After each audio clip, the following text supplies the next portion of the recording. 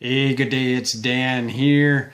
I'm just hanging out in the home office here today. I've been a little quiet on video the last few days, and the reason being is that I've been reviewing some new material that came through on our program online.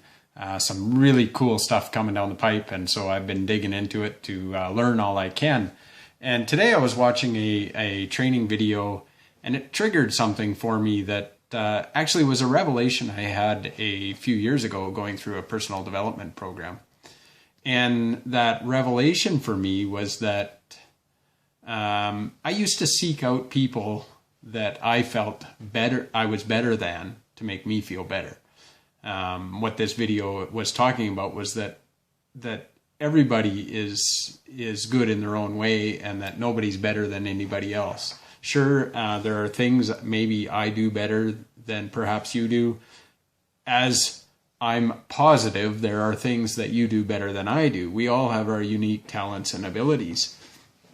And that revelation that came back to me was something that came up when I did a personal development program a few years ago and started working with a coach. And one of the awarenesses that came out of that was that I was seeking out people in my life that I felt I was better than so that I'd feel better about myself. And looking into that a little deeper, digging into that even further, went back into my childhood.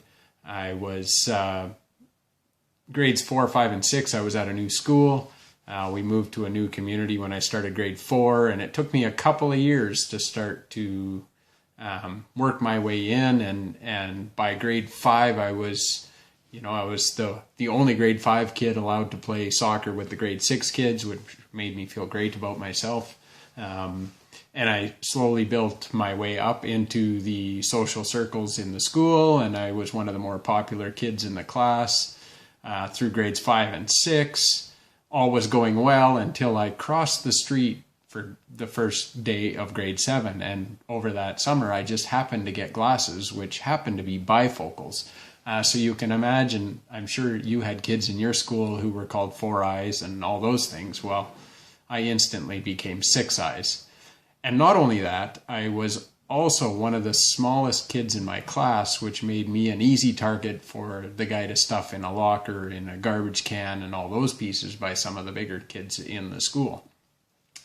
Because, of course, when you start in junior high, for some reason, there's a hazing ritual that needs to be done to all the new students. And of course, I took more than my fair share of bullying in those first few years, which really took a lot out of my confidence. I grew up with an older brother and a father who were both, much bigger than me, and quite often I was intimidated by them. So again, that sapped confidence from me.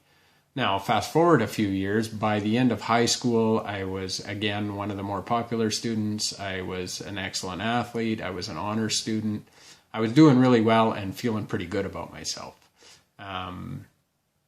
And my ego took over. And so I used to surround myself with people that I felt better than.